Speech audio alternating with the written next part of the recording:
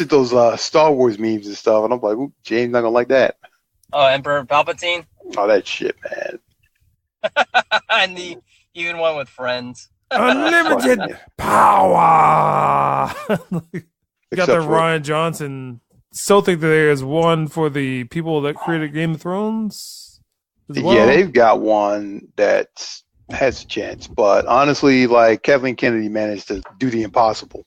She managed to just completely fuck up the whole damn the whole works. They don't know what the fuck to do with it. Yeah, pretty much. I mean, They don't know what to do with Star Wars. Like, how do you not know what to do with that shit? Like, it don't make sense to me. the Star Wars universe to the wrong person, which was J.J. Abrams. That's You know what what the happened. sad part is like they stupidly did that shit, right? I'm surprised Kathleen Kennedy still got a job because Disney don't like that shit. Like, despite the fact that they're a house of the mouse, man, I think South Park did that one thing justice. Like, Disney's a bunch of ruthless motherfuckers, man. J.J. Abrams' deal, he's gonna make money off of Star Wars forever. He's making money off of Star Trek or his revamp of Star Trek. He's got credits for all the Star Wars movies moving forward. writing characters, all that stuff. And then people wanting the whole Finn and what's that other dude's name?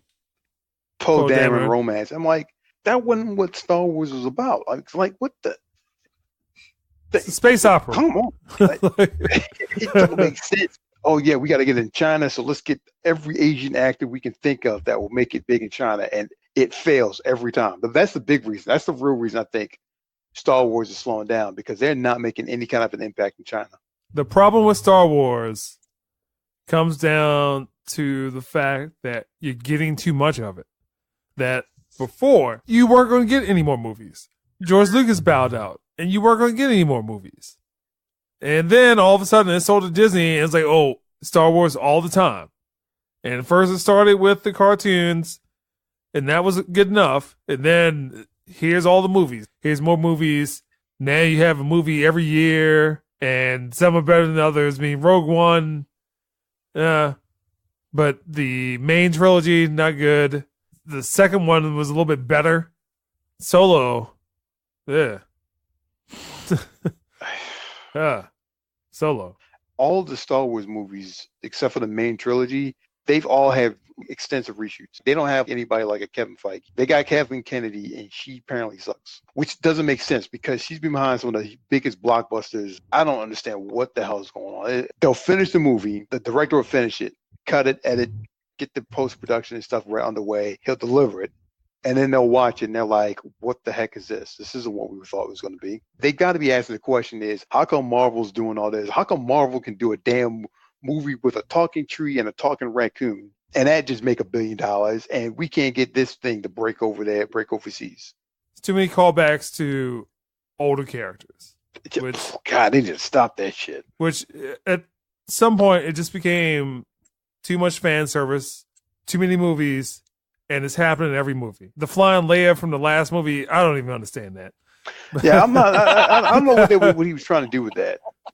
But and then you kind of getting these movies. Yeah, it's still bad. You're still getting these movies repackaged as, well, this one's Return from the Jedi. This one's The Empire Strikes Back. This one is A New Hope. The second trilogy, the prequels, Revenge of the Sith is a good movie. The other two, questionable. But you didn't think you were going to get any more movies. And that was going to be it. It's like, all right, you came up with your own ideas, and then you give the person who is the architect of those ideas to J.J. Abrams, and then he does his voodoo on it, which comes out to always be the same wacky writing, the same kind of emptiness that he normally does. That's exactly what it is. And it's like empty. It's like his brilliance does not translate to other people's reality. Other people don't want that. I'm not calling it brilliance. I'm calling it brilliance. I understand. For the purpose of the podcast, that whatever he's thinking about, it just does not translate well on the screen. And it has not done that for several movies. I think the last movie that worked for him was 2009 Star Trek. Star Wars Episode 7 is still, what, the number 2? Yeah, I mean, yeah. Or the number 1 highest grossing movie of all time. Disney was like, yes, do that. And then they were like, well, we're going to hand off the Star Wars movies to other people, other directors every year. And then all of a sudden, J.J. Abrams gets it back. No. Like, which makes no fucking sense. Rian Johnson was the person that said, Rey, you are nothing. You came from nothing, you are nothing, but now this is going to be turned on his head. She might be related to Darth Sidious, I don't know, Darth Maul, somebody. God, dude. Jar Jar Binks. It's a me. This is terrible, dude. This is fucking terrible. There is no unified plan for Star Wars at all. Correct. There's nothing. They're literally putting out the Marvel stuff is another. Intelligent. They have planned it and mapped it out.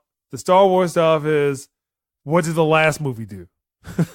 Then the worst part about it is Abrams was so secretive with his bullshit. He's kept everything under wraps because, he's very secretive with his movie. He doesn't want people to be spoiled for his Easter egg surprises and shit. So no one knows what the fuck he plotted from one movie to the next. He didn't even know who the fuck that girl Rey was. Well, how does Rey know how to do everything? Well, she uses the Force, and she just, like how Luke Skywalker was. Well, Luke Skywalker learned how to fly from his uncle. And so how the fuck did she know how to fly? Somebody that was trained in the Force. Well, Luke Skywalker didn't know how to use a lightsaber. Yeah, he did. Obi-Wan was showing them on the way to Alderaan, you motherfucker. Like, I'm just like, dude. And he also had Yoda. I'm like, this is killing me. When they do have the whole supposed to learn from Luke Skywalker, that dude ain't show her shit. He told her how to breathe. And he drank milk from a teat. Green milk from a teat. His father's lightsaber that he fought his life to get. Grabbed when his father was dying. Here's what I don't understand. What's the deal with the lightsaber? Considering the fact it's been tossed down, dropped 50,000 feet, pristine damn condition. It's Luke Skywalker's old lightsaber. That means it's got super force powers. I can't deal with that shit. Sitting there like, oh my God. And that last scene, whatever the first movie was of this trilogy, and Rey's holding out the lightsaber, and that scene is just way too long. Luke Skywalker's looking at her. She's looking at Luke Skywalker. They go to like some gratuitous drone shot. What is the purpose of the scene? And the purpose is so he can drink green milk from a teat and then throw the lightsaber away. That's it. Fucking dumb. Yeah, the sad part is that second movie told a decent story. You might not have liked it, but it actually told the story. It's better than the first movie. Despite some questionable scenes, like the whole casino thing. I knew where he was going with that whole scene. He was kind of dispelling the whole, the Empire's bad, these are good. But he was doing it in a way roundabout method that actually required a couple movies to do. If he did the first movie and started down that path, it would have made more sense. But in this one, he's trying to cram all that shit into the next one. Though, why the fuck they hired him in the first place? Like, the whole thing about that, you kind of live in a society now where everything is a gotcha mentality. Everything is about you can't trust somebody. And that's kind of permeated its way into Star Wars. That you can't trust the Republic, you can't trust the Empire because everybody's bad. Rian Johnson spent more time shitting on what J.J. Abrams did in the first movie. That's one of the reasons why I like the movie. Yeah. Is that he spent the most of the time shitting on everything that Abrams did in the first one. And got rid of that stupid ass Snoke, whatever the heck that guy's name was. I was so sick and tired of hearing about the theory. I disagree with that. I don't even think he should have been in the movie, but I disagree with it. But go ahead. I'm so sick and tired of hearing about what Snoke is probably Mace Windu. What is Snoke? And everyone digging into Abrams' bullshit of delving into the mysteries that he's laid out there. The dude don't even know himself. But now he'll bring it back with something else. Palpatine's alive. That is ridiculous. Oh my God. Oh my God, Palpatine's alive. The dude got thrown down a pit and then the space station blew up. How the fuck? Well, the Force. No, the Force don't work that way. All right? You made your way into Jedi dark arts. You can do stuff like that, Keith. You can show up several movies later. I was told he has multiple clones, though. Like, there's multiple clones of him. That was actually a George Lucas thing. Back before the whole expanded universe came out, the first official Star Wars comic book that came out that took place after the trilogy was The Dark Empire. And in The Dark Empire, Palpatine had a clone and took over one of the clone bodies. He was effectively immortal by going into each one of these clones. Luke Skywalker was cloned as well. Jedi clones turned out to be batshit insane when they were created. There's a possibility, like if Abrams was smart, he would try to go that route and make it that Luke Skywalker we saw in the second movie was a clone of the original Luke that was batshit insane, which would fit. Understand. He was kind of fucking nuts in that movie and everything. The guy's not that talented. He doesn't have the writing chops to pull something like that off. He'll probably do something like that, and then he'll throw some lens flares and like cameo pop up and distract everybody. I really don't have any opinions about this next movie. Yeah, I'll see it for the podcast. It's gonna be amazing.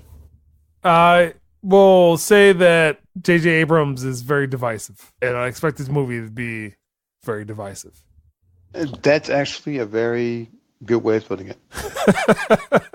Because, I mean, literally, the Star Wars fans are pretty much divided. Before, everyone was of a similar opinion, for the most part. Diehard ones like James and me and Mike. One thing everyone agrees on, Empire Strikes Back was the shit. That was an amazing movie. And then after that, people have different opinions about everything. The prequels was probably the worst divisive thing that came out about that. Yeah. But in the end, everyone liked something from the prequels. There was something everyone liked from it. Yeah, it was a good story. And even though you didn't like the fact that he was telling such a complex story and you didn't want that type of story, it was still a decent story. It was a good story. And in the end, you saw it paid off. He actually moderated and changed a lot of the stuff he was doing in the movie based off of fan feedback. So I gave you props for that. Literally, Revenge of the Sith was the shit. And that fight scene at the end was ridiculous. You got two old dudes. You got an old man, a 70-year-old man, and a damn puppet. And they're basically throwing buildings at each other. I mean, that shit was like, in the movie, they're like, what the hell? I love it. It's a goddamn train wreck. And that's the Beast Game Podcast. That pretty much.